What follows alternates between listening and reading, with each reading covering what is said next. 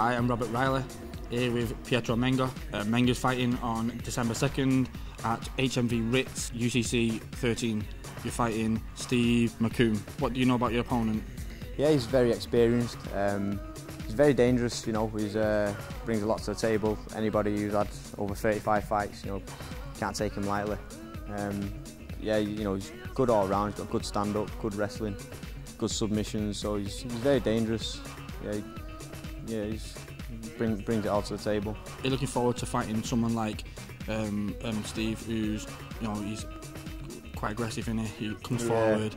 Is that something that this time round, compared to like your last fight, you're looking forward to something a bit different? I think it'll be quite similar because my last opponent is quite aggressive, and I seem to fight better when the guy tries to open up. So it works well for me when they fight aggressive, in my opinion. Yeah, I'm looking forward to him. I want him to push the pace, really.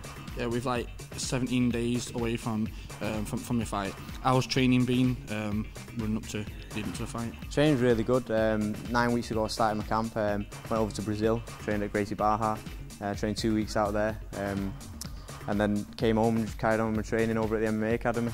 It's gone really well.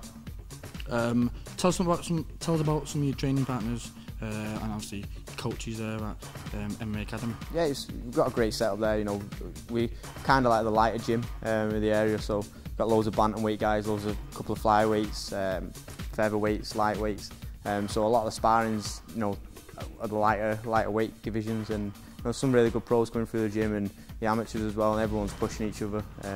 Jason Tan and Peter Davis run the programme, pro sessions in the morning, and then we're back there at the evening to train again. So yeah. Tell us about the bit where you do a lot of boxing with boxers, wrestling with wrestlers. Tell us a bit about that. Yeah, I train with, obviously I go to box and try and keep it competitive with pro boxers and some of the best amateur boxers in the Northwest over at Oliver's gym.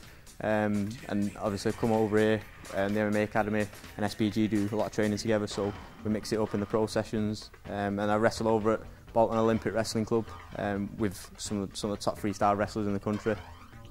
So yeah, I try and put myself, I always say I try and put myself out of my comfort zone, and I'm training in different gyms, you know, in different styles and different sports, but just try and put myself out of the comfort zone and challenge them at their sport.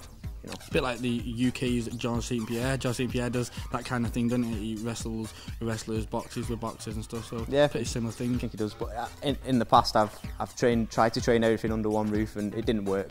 And the results are speaking. You know, the last 2 years of keep improving, because I'm always trying to push it that little bit further. So. Tell us about the time in Brazil. What was? How did you get the invite over there? Yeah, I trained my Brazilian Jiu-Jitsu coach Lucio Sergio just before I went, presented with my purple belt, and said, you know, it'd be a good idea to go over there and get some training. So I was training twice a day at Gracie Barra and at Project Driving as well. 2 gyms in Rio. So train at 10 in the morning, jiu-jitsu 2 hours, and then train again at night, 7 o'clock at night. And in the afternoons, when the juniors and the juveniles are training, I'd jump in the class and help the kids. But didn't speak a word of English, but just, you know, enjoyed it. Going back to the fight, Steve McComb, you know, what compared to like your last fight are you expecting in this fight?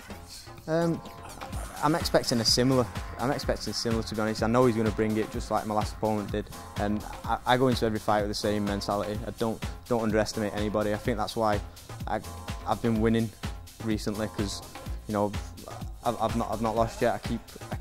I know what they're going to bring, and I don't underestimate my opponents. And I think you have to give them respect when you go in there. They're coming in to knock you out, and you know, I'm the one who's putting it all on the line. It's my unbeaten record and my belt on the line, my backyard. So, you know, he's going to bring it, and all the pressure's on me, and I'll rise to that challenge. So I'm looking forward to it. This will be like your second defence to your title. Yeah. I mean, last Christmas you won the UCC bantamweight title. You came away from there, then you dropped down weight to flyweight. You won the title, flyweight, defended it against Rani Sadar in the last UCC, and now this will be your second title defence. What do you think then if you win your title, defend your title again successfully? What do you see then for you?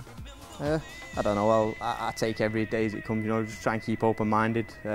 the same attitude as when I'm on the mat. Just keep open-minded, and if I got an offer from a big show, then I'd speak to my manager and look into it. But I'm happy, keeping on learning, fighting good guys, they bring in tough fights, and these guys aren't coming to lose, they're coming to knock me out, and I'm coming in to do the same thing. So yeah, I'm just gonna, I'll defend my title as well as opponents stood in front of me. I'll defend the title.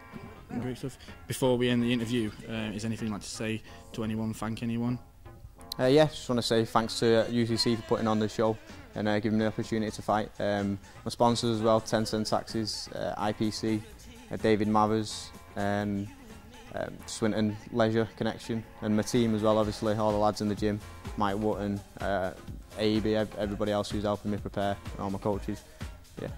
Well done. UCC is 13 will be on 2nd of December at the HMV Ritz, Manchester.